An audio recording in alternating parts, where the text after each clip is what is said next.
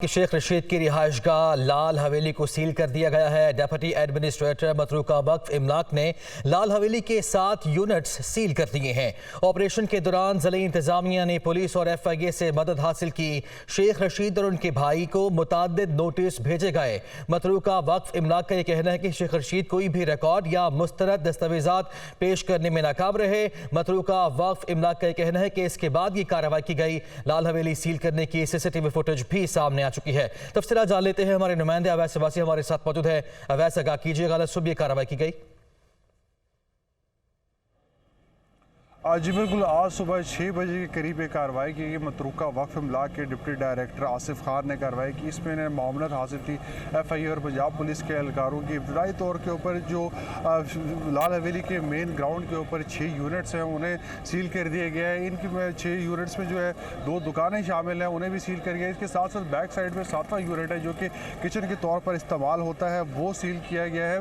तो आसिफ खान ने जो है ये आज ऑपरेशन अलग सुबह किया। इस हवाले से जो है शेख रशीद की जानिब से जो है सिविल कोर्ट के अंदर अपील भी दायर की गई थी जो कि समाअत 15 फरवरी को मुकर्रर की थी। ताहम आज जो है उन्होंने अलग सुबह ये ऑपरेशन की है और इस हवाले से अभी जो शेख रशीद जो है हाई कोर्ट में जो इसके खिलाफ अपील दायर करेंगे। ताहम इसके साथ साथ आपको बताते चलें कि ये ऑपरेशन जो है छुप छुपा कर किया गया है। आसिफ खान साहब के साथ हमारे भी रब्ता था, उन्होंने पहले ये बात की थी कि जब ऑपरेशन होगा आप सबको बताया जाएगा। ताहम आउट ऑफ नो वेयर जो है आज अलग सुबह 6 बजे के करीब पंजाब पुलिस की मामले से और उसके साथ साथ FIA की मामले से जो है ये ऑपरेशन कंडक्ट किया है, जिसमें अवामी मुस्लिम लीग का ऑफिस भी शामिल था। उसके साथ साथ लाल हवेली के जो ऊपर हवेली को जाने वाला रास्ता था वो भी सील कर दिया गया। इसके साथ साथ 2 दुकानें थी जहाँ पर जो कि बाहर के लोग कारोबार कर रहे थे, वो भी सील कर दी और इसका किचन भी जो है वो सील कर दिया। ताहम आपसे कुछ देर के बाद शेख रशीद यहाँ पर आकर प्रेस कॉन्फ्रेंस भी करेंगे और इस हवाले से जो है अपील करने जा रहे हैं लाहौर हाई कोर्ट के पिंडी बेंच में। बिल्कुल ठीक है वैसे, आपका शुक्रिया अदा करेंगे। नाजरीन को ये भी बताते चलें कि लाल हवेली को सील कर दिया गया है जो कि शेख रशीद की रिहाइशगाह थी। अब शेख रशीद ने लाल हवेली सील करने का इकदाम इस्लामाबाद हाई कोर्ट में चैलेंज करने का भी ऐलान कर दिया है। वो कहते हैं कि आवाम की तवज्जो महंगाई, पेट्रोल की कीमतों से हटाने के लिए हुकूमत ऐसा कर रही है। ये भी कहा कि ये हर रोज़ कोई गलत और गैर कानूनी काम करते हैं। शेख रशीद की जानिब से हुकूमत पर तनकीद की गई है। लाल हवेली ज़ाती मलकियत ना हुई तो हर सज़ा भुगतने के लिए तैयार हूँ, शेख रशीद की जानिब से ये भी कहा गया है। तो शेख रशीद की लाल हवेली को अलग सुबह सील कर दिया गया है मतरूका वक्फ इमलाक की जानिब से और शेख रशीद ने यह इकदाम इस्लामाबाद हाई कोर्ट में चैलेंज करने का ऐलान कर दिया है। वो कहते हैं कि आवाम की तवज्जो महंगाई और पेट्रोल की कीमतों से हटाने के लिए हुकूमत की जानिब से ऐसा किया जा रहा है।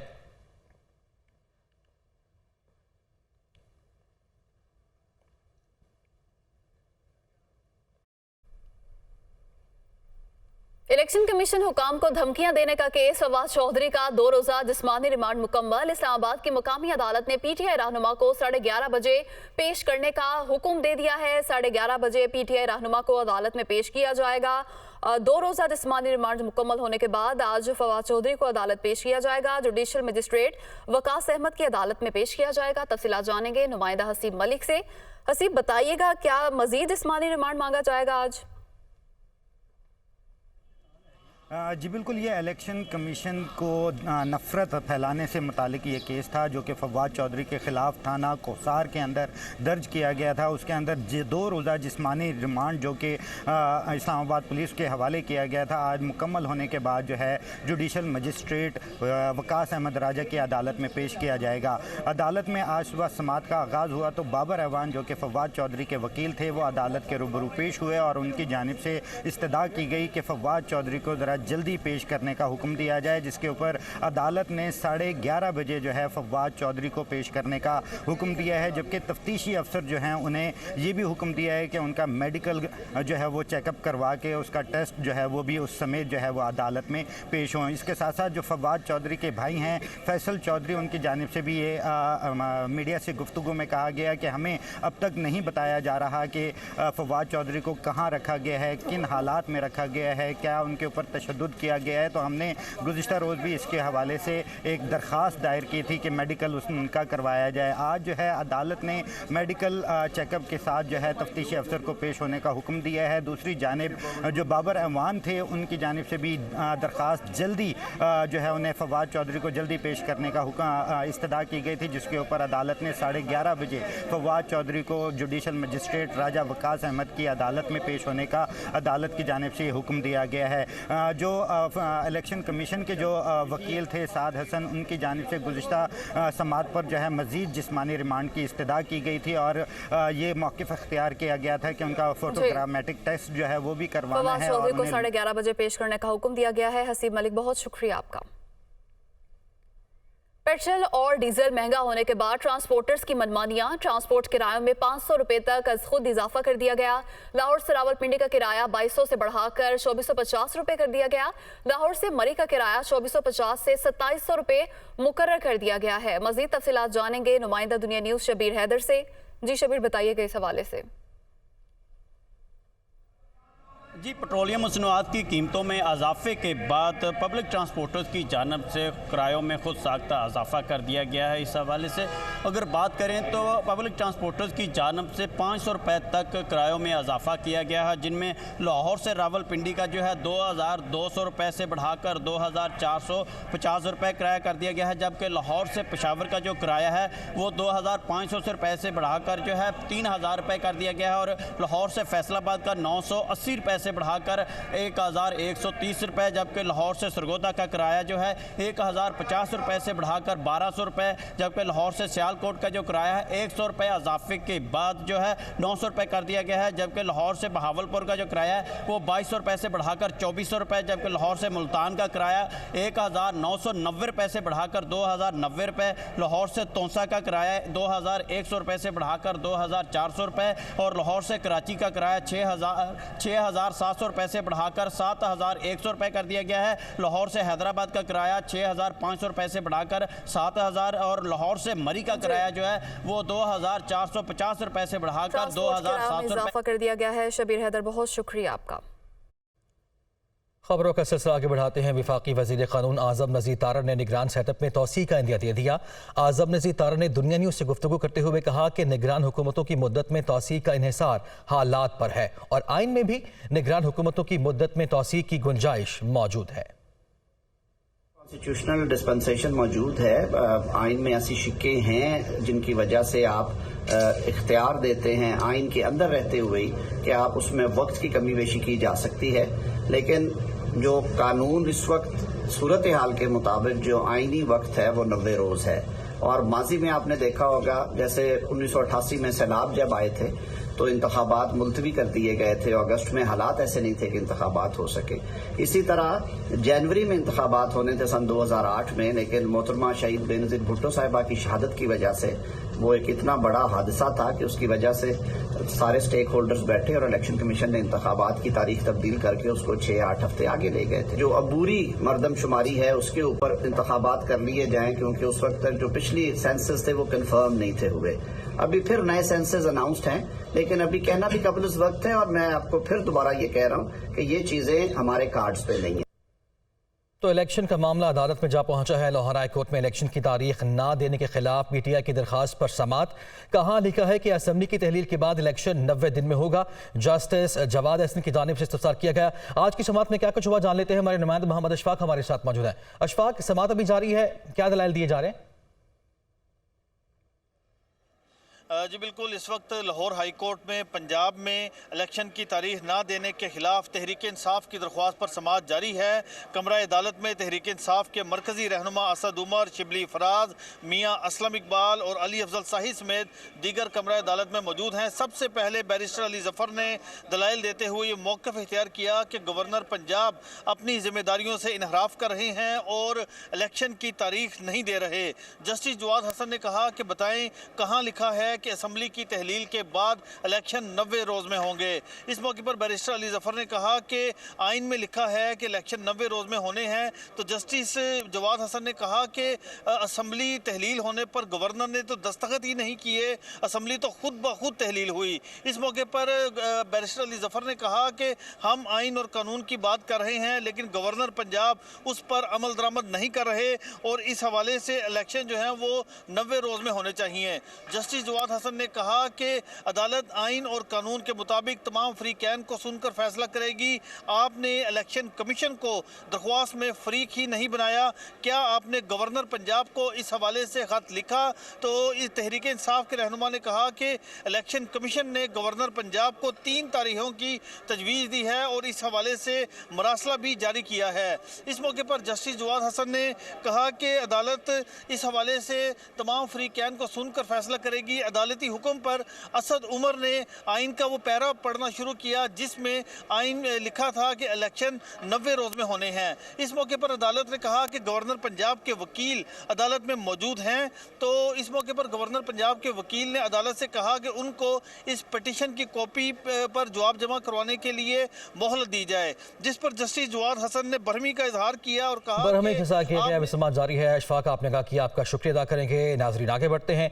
तहरीक इंसाफ ने कौमी असम्बली के 33 हल्कों में ज़िमनी इलेक्शन लड़ने का फैसला किया है और तमाम सीटों पर इमरान खान ही उम्मीदवार होंगे। कोर कमेटी के इजलास में 4 करारदादें मंजूर कर ली गई। पंजाब और खैबर पख्तूनख्वा में 90 रोज़ के अंदर इंतखाबात कराने का मुतालबा भी किया गया है, जबकि PTI ने फवाद चौधरी के खिलाफ कार्रवाई पर भी तशवीश का इजहार किया। इजलास के बाद शाह महमूद कुरैशी और असद उमर ने ज़मान पाक लाहौर में मीडिया को ब्रीफ भी किया।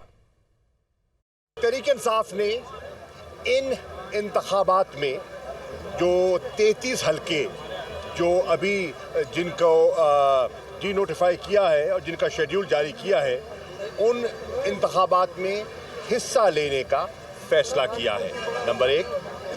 नंबर 2, उन तमाम हल्कों में हमारे उम्मीदवार पाकिस्तान तहरीक इंसाफ के चेयरमैन इमरान खान साहब होंगे और उसी हल्के से जहां इंतखाबात हो रहे हैं, जो कि हमारे वहां के इलेक्टेड MLA थे, वो बैसियत कवरिंग कैंडिडेट अपने कागजात जमा करवाएंगे। उस मीटिंग का खुलासा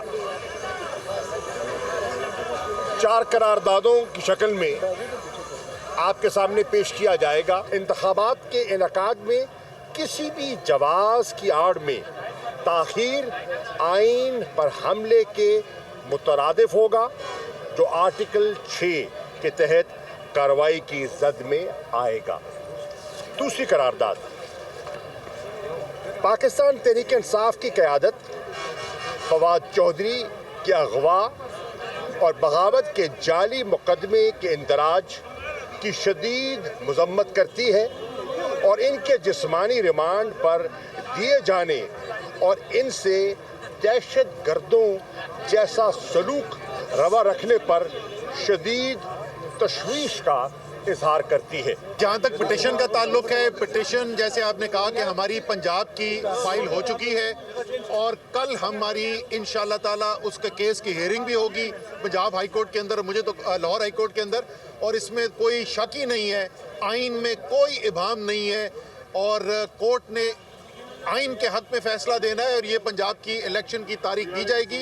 इसी तरीके से हमने फैसला किया है कि खैबर पख्तूनख्वा में भी पिटिशन कल पेशावर हाई कोर्ट में फाइल कर दी जाएगी और इंशाअल्लाह ताला वहाँ पे भी उसके 1-2 दिन के बाद लग जाएगी और बिल्कुल तहरीक इंसाफ जो है वो कानूनी अदालत से भी रुजू करेगी और अवामी अदालत से भी रुजू करेगी। वज़ीर-ए-आज़म के मुशीर कमर ज़मान कायरा का कहना है कि इमरान खान की ख्वाहिश पर असम्बली क्यों तोड़ें, शोमैन PTI चाहें तो हम मुज़ाकरात के लिए तैयार हैं। PP रहनुमा ने एतराफ़ किया कि हम महंगाई कम करने का नारा लगा कर आए थे, लेकिन आज महंगाई पहले से कहीं ज़्यादा है। वो गुजरात में मीडिया से गुफ्तगू कर रहे थे। हमारी तरफ से ये कोशिश रही, हमने ऑफरें की कि आइए बैठ के बात करते हैं।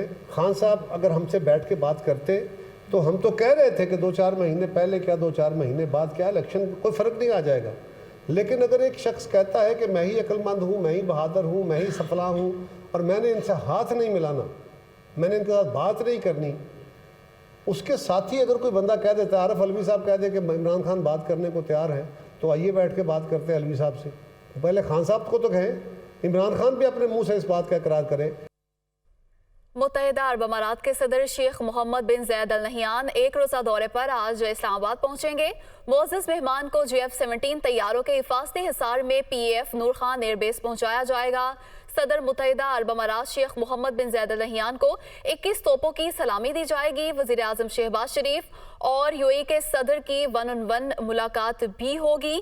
सदर UAE 25 जनवरी को पाकिस्तान पहुंचे थे। आज उनका इस्तकबाल किया जाएगा, उनके वज़ीर आज़म से मुलाकात होगी। मज़ीद तफसीलात जानेंगे नुमाइंदा दुनिया न्यूज़ आमिर सईद अब्बासी से। आमिर, बताइएगा UAE सदर की क्या मसरूफियात होंगी इस्लामाबाद में? देखिए, मुत्तहिदा अरब अमारात के सदर शेख मोहम्मद बिन ज़ायद अल नहयान अब से कुछ देर के बाद नूर खान एयरबेस पर अपने अहम सरकारी दौरे पर इस्लामाबाद पहुंचेंगे। वो 25 जनवरी को पाकिस्तान आए थे और रहीम यार खान में ही वो क़याम पज़ीर थे।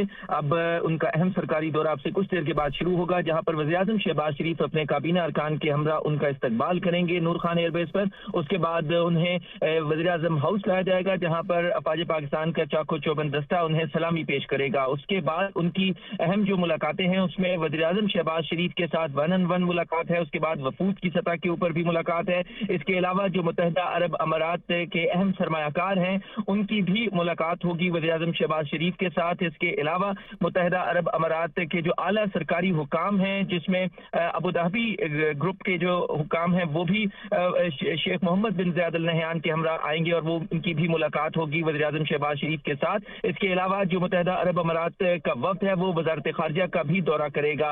इसके अलावा उसके बाद तमाम तर जो ये मुलाकातें होंगी, उसके बाद एक अहम एलामिया जारी किया गया, जॉइंट प्रेस रिलीज जारी की जाएगी, जिसमें हतमी मंजूरी दी जाएगी और फैसला होगा। जो पाकिस्तान की माली मदद के हवाले से मुत्तहिदा अरब अमारात ने ऐलानात कर रखे हैं, जिसमें $2 अरब की जो कर्ज वापसी है उसको मौखर करने की भी बाकायदा ऐलान किया जाएगा। इसके अलावा जो $1 अरब की मजीद इमदाद के साथ साथ जो मुख्तलिफ शोबों में मुत्तहिदा अरब अमारात की तरफ से सरमायाकारी का ऐलान किया जाएगा, उन ऐलानात का भी जॉइंट प्रेस रिलीज के जरिए ऐलान किया जाएगा। लिहाजा ये अहम सरकारी दौरा है। इसकी दावत ऐलानात भी आज होंगे। बहुत शुक्रिया आमिर सईद अब्बासी, आपने तफसीलन अपडेट किया। PTI रहनुमा असद उमर मीडिया से गुफ्तगू कर रहे हैं। रिक्वेस्ट करूंगा कि आपको तफसील बता देंगे, लेकिन आसान अल्फाज में मैं ये बताना चाहता हूँ कौम को जो सुन रही है, और जाहिर है कि सारे पाकिस्तान को इस बात की फ़िक्र भी है, तशवीश भी है कि क्या पाकिस्तान के अंदर आइन ख़तरे के अंदर तो नहीं है। तो उनको मैं खुशखबरी देना चाहता हूँ कि आज की कार्रवाई के बाद ये तो वाज़ेह हो गया है कि इलेक्शन तो 90 दिन के अंदर अंदर ही होंगे, चाहे ये इम्पोर्टेड जितना भी भागने की कोशिश करें। और वो तमाम लोग जिनकी ख्वाहिशात, जिनकी इस वक्त तमाम मंसूबे इस बुनियाद के ऊपर बन रहे हैं कि किस तरीके से आइन को मजरू किया जाए और आइन के अंदर वाज़े जो दिया हुआ है कि 90 दिन के अंदर इलेक्शन कराए जाएं, उनको किस तरीके से रोका जाए, वो आइन को मजरू करने की साजिश इंशाअल्लाह ताला हमारी अदालतें कामयाब नहीं होने देंगी। और इंशाअल्लाह ताला जैसे मैंने कहा कि इलेक्शन तो होने ही जा रहे हैं 90 दिन के अंदर। लेकिन मैं थोड़ी सी आज अभी ज़रूर बात करना चाहूँगा कि हम जहाँ पर आज खड़े हुए हैं और हम जब पाकिस्तान का माजी देखते हैं, तो उस तनाजुर में उस पाकिस्तान की तारीख को सामने रखते हुए हम खड़े हुए किधर हैं। हम इस मरहले से पाकिस्तान में पहले भी गुजर चुके हैं। हमने पहले बदकिस्मती से जब मुल्क बना तो पहले 24 साल हमने आइन नहीं बनने दिया। जितनी भी कोशिशें की गई आइन बनाने की, उनको सबवर्ट किया गया, उनके खिलाफ साजिश की गई और आखिरकार मुल्क के अंदर मार्शल लॉ लगा दिया गया और 13 साल तक मार्शल लॉ चलता रहा। इलेक्शन हुए, अवाम ने अपने ख्यालात का इजहार किया, अपनी राय दी, अपने हक का इस्तेमाल किया, लेकिन अवाम के फैसले को कबूल नहीं किया गया और ताकत की बुनियाद पर, जबर की बुनियाद के ऊपर अवाम की आवाज़ को दबाने की कोशिश की गई और बदकिस्मती से पाकिस्तान की तारीख का स्याह तरीन लम्हा कि हमने मुल्क को 2 लख्त होते हुए देखा। लेकिन बदकिस्मती से लगता यह है कि कम से कम कुछ अनासिर ऐसे हैं जिन्होंने फिर भी उससे नहीं सीखा। हालांकि उस वक्त जो हमारी अकाबरीन थे, जो हमारी सियासी लीडरशिप थी, तहरीक इंसाफ तो उस वक्त नहीं थी। उस वक्त तो असम्बली के अंदर बैठे हुए थे फजल रहमान के वालिद मुफ्ती महमूद साहब, उस वक्त तो असम्बली के अंदर बैठे हुए थे असफंदियार के वालिद वली खान साहब, उस वक्त तो असम्बलियों के अंदर बलोच हमारे लीडर बैठे हुए थे, उस वक्त पाकिस्तान पीपल्स पार्टी के बानी चेयरमैन जुल्फ़िकार अली भुट्टो बैठे थे। इन सब लोगों ने भी कहा कि जब तक मुल्क के अंदर एक आइन नहीं होगा और उस आइन पर अमल दरामद नहीं होगा तो ये जो आधा पाकिस्तान बचा है ये भी नहीं बच सकेगा। और उसके बाद हमने देखा कि जब मुल्क के अंदर डिक्टेटरशिप भी आई, उन्हें भी इस बात का इदराक था कि अगर कोई चीज़ इसको जोड़े हुए इस मुल्क को तो वो 1973 का आइन है, और उन्होंने भी आइन ख़त्म करके कोई नया आइन बनाने की कोशिश नहीं की। तो इस वक्त जो आवाज़ें उठ रही हैं, जहाँ इस किस्म की ख़तरनाक तरीन मैं कहूँगा स्टेटमेंट्स आ रही हैं PDM की लीडरशिप से कि हाँ जी आइन के अंदर ये तो लिखा है कि 90 दिन के अंदर इलेक्शन कराने हैं, लेकिन जी आइन में ये तो नहीं लिखा कि अगर नहीं कराएंगे तो क्या होगा। यानी खुल्लम खुल्ला आइन से बगावत की बातें की जा रही हैं। ये पाकिस्तान के आइन को ख़तरे में सिर्फ नहीं ला रहा, ये पाकिस्तान की सिर्फ जमहूरियत को ख़तरे में नहीं ला रहा, ये पाकिस्तान की सालमियत को ख़तरे के अंदर लेके आ रहा है।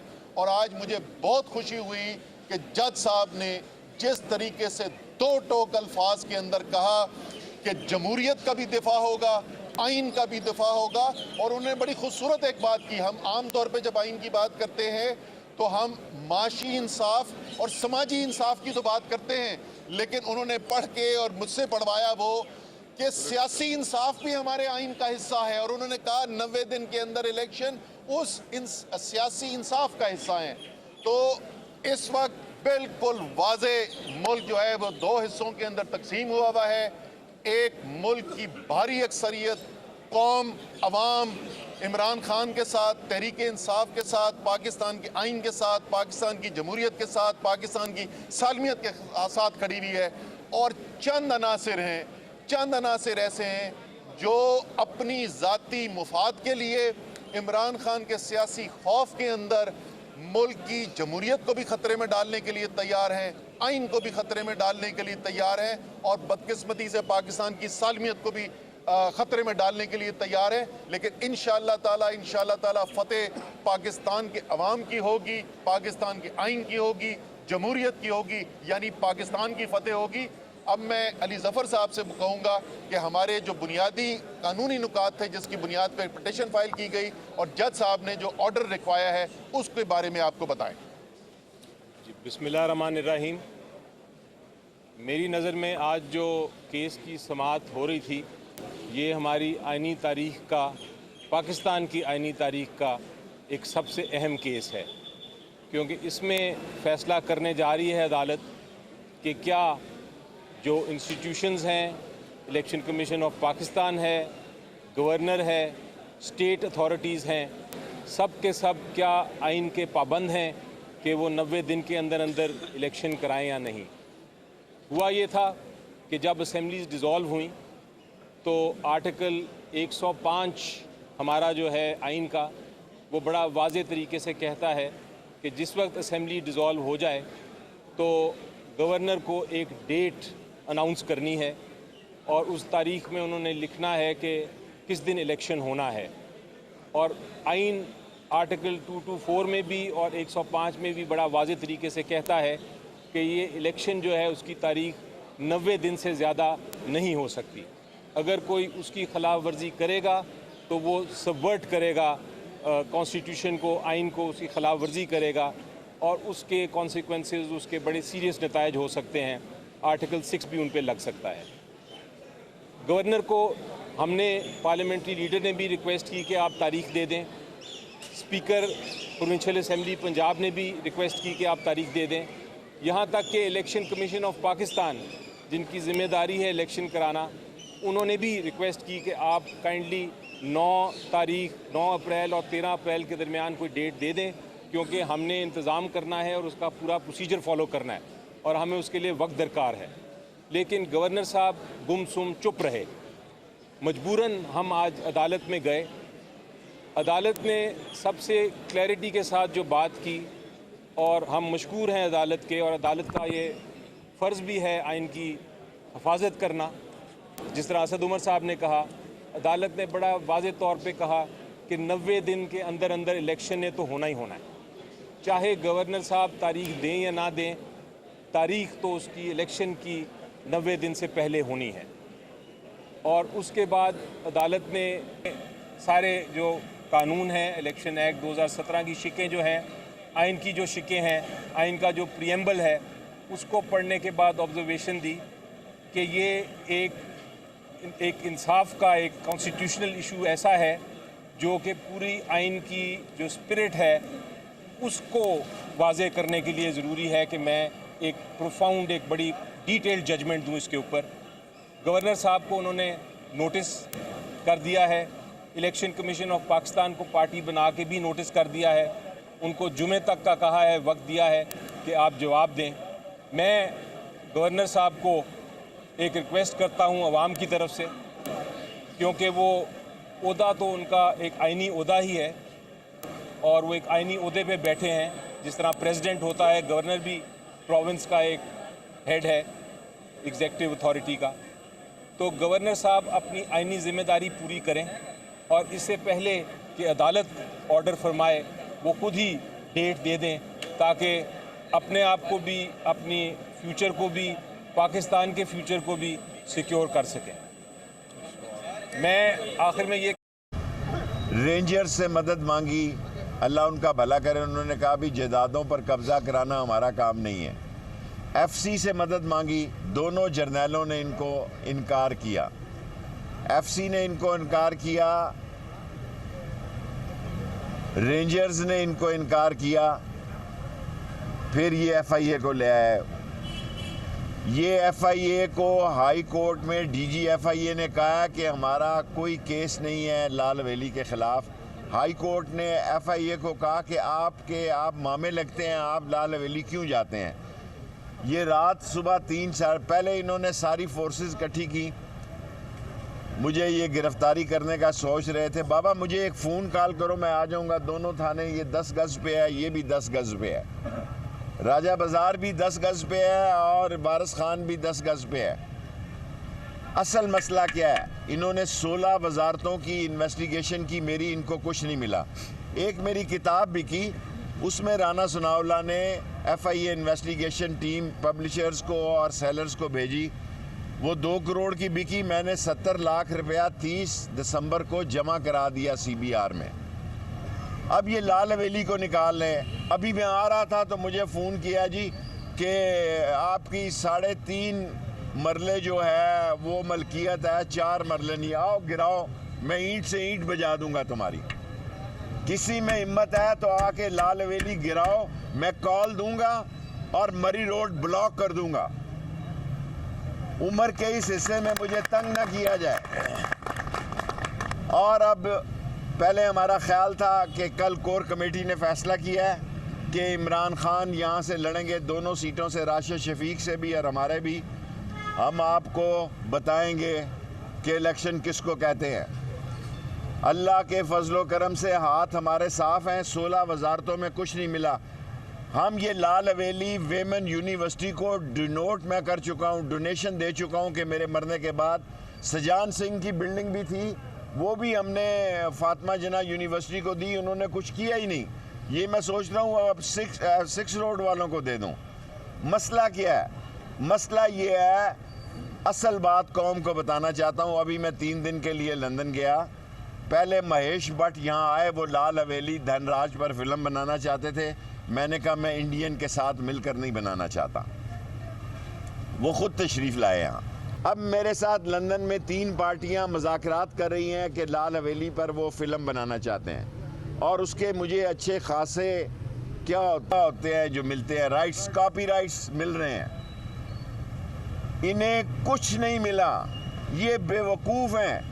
ये सिर्फ आटा 35 रुपए, 70 रुपए के मरियम बीबी के आने पे 2 तोपों के गोले लोगों को मारे हैं। मैंने कल ट्वीट की थी कि देखते हैं डॉलर 300 रुपए का पहले होता है या तेल पेट्रोल 300 रुपए का पहले होता है।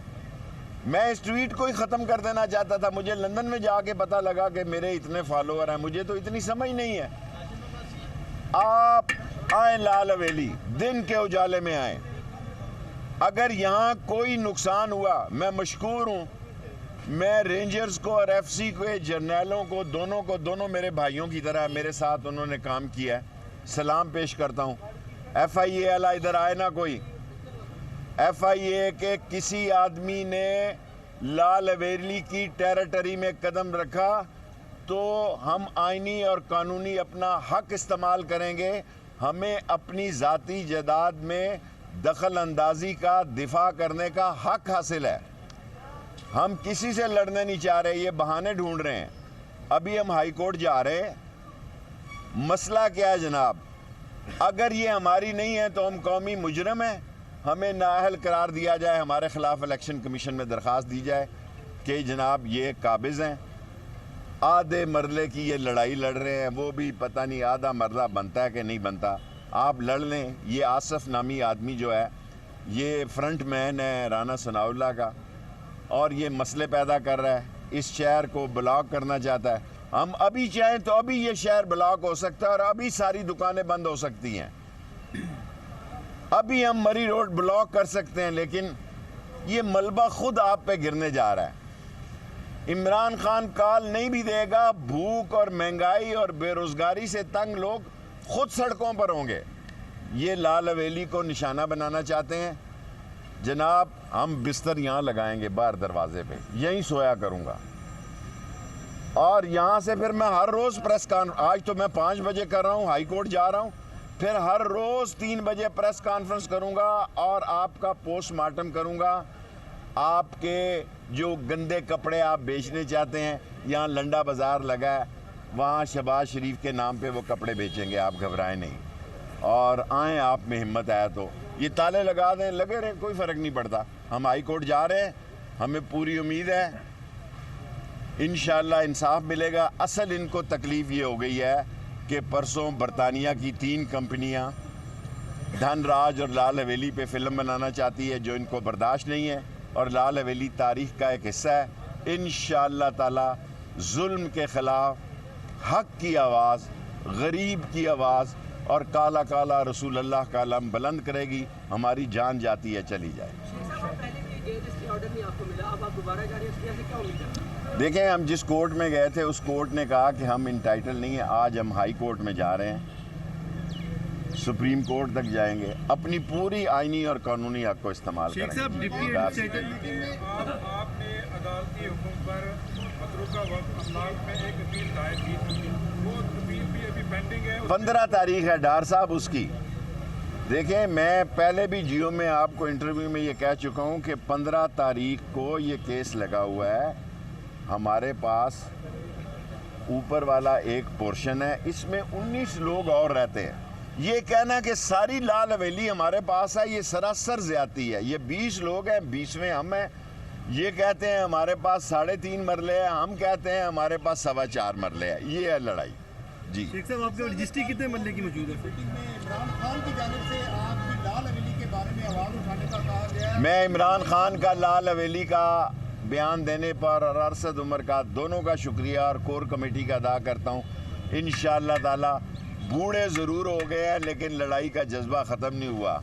बूढ़े की स्ट्रोक नहीं सही जाएगी आपको। शेख साहब, आसिफ एक पिटीशन दायर की, क्या ये उसका नतीजा है? मोहसिन नकवी ने सारा बचपन मेरे साथ गुजारा है, उसको पता है कि ये लाल हवेली किसकी है, अल्लाह की है। और इमारतें जो होती हैं वो आदमियों से होती हैं। रावलपिंडी में शेख रशीद लाल हवेली के बाहर मीडिया से गुफ्तगू कर रहे हैं। उन्होंने कहा कि हक की आवाज़ के लिए जान जाती है तो चली जाए, आईनी और कानूनी हक इस्तेमाल करेंगे। एफसी और रेंजर्स से इन्होंने ऑपरेशन के लिए मदद मांगी। एफसी और रेंजर्स ने इनको इनकार किया, फिर ये FIA को ले आए। रात को इन्होंने फोर्स इकट्ठी की, मुझे गिरफ्तार करने की कोशिश की। मुझे फ़ोन करो, मैं खुद आ जाऊंगा। मेरी 16 वजारतों की तफ्तीश की, इनको कुछ नहीं मिला। अब ये लाल हवेली को निकाल लाए। मुझे कॉल आई कि 3.5 मरला आपकी मिल्कियत है, 4 मरला नहीं। आओ, हिम्मत है तो हवेली गिरा कर दिखाओ। हल्के में भी इलेक्शन लड़ेंगे, मेरे हल्के में भी इलेक्शन लड़ेंगे, हम कैंपेन चलाएंगे। मुझे नहीं पता। शेख साहब, आसिफ खान जो डिप्टी एडमिनिस्ट्रेटर है वो आपके दौरे हुकूमत में भी डिप्टी एडमिनिस्ट्रेटर था, तो अभी वो कहता है कि FIR आपकी रजिस्ट्री जो जैली है उसकी तहकीकात कराई जा रही है। देखिए मैं आपसे कह रहा हूँ ना, अगर मेरी रजिस्ट्री जेली है तो मुझे नाअहल करार दे दें, मैं सियासत से मुझे फारग करें, मैं कोई और काम करूं। मैं ये देखें ना, उनका इसरार ये है, अभी उन्होंने मुझे फ़ोन किया है कि जी आपकी 3.5 मरले है, 4.25 मरले नहीं है। 10 फुट की लड़ाई पे अपना मुंह काला कर रहे हैं, इस हुकूमत को बदनाम कर रहे हैं। हर रोज़ सुबह ये हुकूमत अपना खुद सियासी कब्र खोद के उसमें दफन होती है। ये 3 मरले और 4 मरले, लानत है, लानत है, लानत है शहबाज शरीफ की हुकूमत। ये तो कहते थे कि लाल हवेली की एक सीट है और शेख रशीद की एक सीट है, उससे क्यों घबराए हैं? बस लाल हवेली की एक ही सीट है, मैं एक ही सीट पे रहना चाहता हूँ। किसी को क्या तकलीफ है? असल तकलीफ इनको मीडिया से है। असल तकलीफ जो है इनको ये है कि मैं इमरान खान के साथ खड़ा हुआ, अदारे मुझे अजीज़ हैं, मुझे अपनी जान से ज़्यादा अजीज़ अपनी पाक फ़ौज है, अजीम फ़ौज है, लेकिन मैं इमरान खान के साथ खड़ा हूँ। असल मैं मीडिया पे आता हूँ और मीडिया पे आके सच की बात करता हूँ। हालांकि मुझे खान साहब ने 1-2 चैनलों को कहा कि वहाँ आपने नहीं जाना, लेकिन मेरी अपनी पार्टी है अवामी मुस्लिम लीग, मैं ज़रूर जाऊँगा, क्यों नहीं जाऊँगा। एक सीट है, एक सीट ने नवाज शरीफ को नाअहल कराया। इमरान खान के केस में नवाज शरीफ नाअहल नहीं हुआ। एक सीट ने 6 नवंबर 1968 को अयूब खान का जनाजा निकाला, सियासी जनाजा निकाला। ये हमारे शुहदा हैं जी, ये हमारे शुहदा हैं। ये कैमरा दिखाएं, यहाँ 3 खुदकुश हमले हुए हैं, इन्होंने सिक्योरिटी वापस ले ली है। ले ले हम ईमान रखते हैं कि ज़िंदगी और मौत अल्लाह के कब्ज़े में।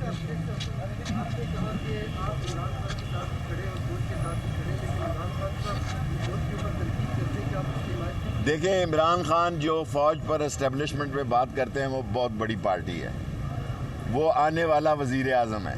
मैं एक छोटा सा सियासतदान हूँ, मैंने अपनी औकात और हैसियत के मुताबिक सियासत करनी है। मैं इमरान खान के साथ सच्चाई के साथ खड़ा हूँ। दूसरा हिस्सा वो जाने और वो जाने। कुर्सी ले। रावलपिंडी में शेख रशीद लाल हवेली के बाहर मीडिया से गुफ्तगू कर रहे थे। उन्होंने कहा कि हुकूमत हर रोज़ अपनी सियासी कब्र खोदकर उसमें दफन होती है।